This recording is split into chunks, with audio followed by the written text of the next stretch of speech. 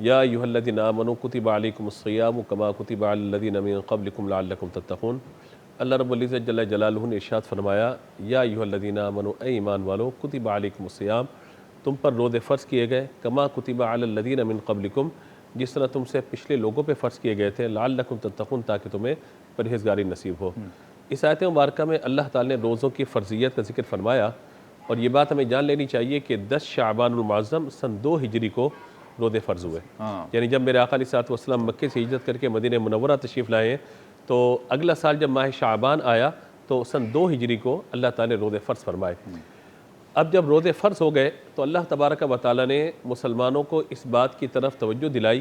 کہ فقط ایسا ہی نہیں کہ تم پہ روزے فرض کیے گئے، بلکہ تم سے پچھلی امتوں پر بھی روزے فرض کیے گئے تھے، اور اس کا مقصد بیان کیا گیا تاکہ تمہیں پرہیزگاری نصیب ہو۔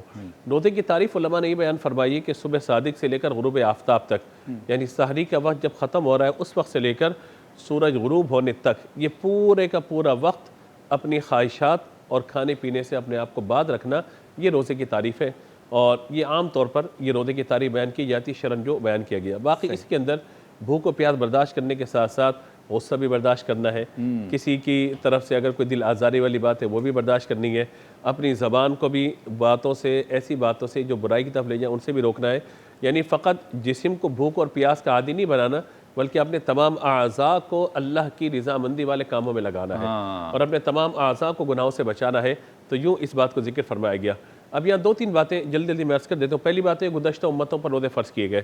یعنی گزشتہ امتوں پر جو روزے فرض تھے ان میں فرمایا گیا کہ حضرت آدم علیہ السلام پر ایام 20، یعنی ہر چاند کی 13، 14 اور 15 تاریخ کے روزے تھے، وہ روزے رکھا کرتے تھے۔ اسی طریقے سے حضرت نوح علیہ السلام کے بارے میں مشہور ہے کہ عید الفطر اور عید الاضحیٰ، یعنی جو ایام ممنوع ہیں 5 دن، یعنی یکم شوال اور اس کے بعد 10، 11، 12، 13 ذی الحجہ، ان 5 دنوں کے علاوہ وہ ہمیشہ روزہ دار رہتے تھے۔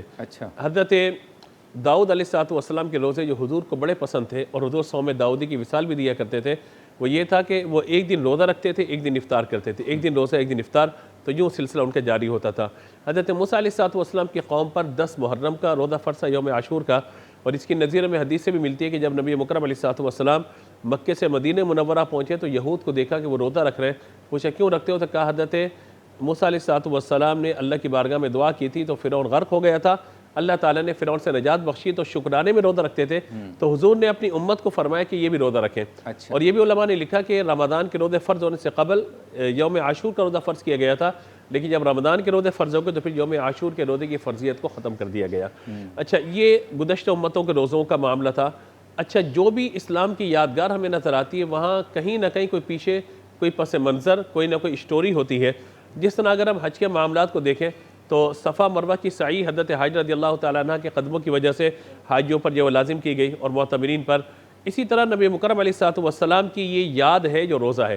حضور صلی اللہ تعالیٰ علیہ وآلہ وسلم جب غار حرا تشریف لے جاتے تھے تو آپ صبح صادق سے لے کر غروب آفتاب تک کچھ کھاتے پیتے نہیں تھے، تو اللہ تبارک و تعالیٰ نے اس امت میں حضور کی یاد کو قائم رکھنے کے لیے پورے مہینے کے روزے جو ہے فرض فرما دیے۔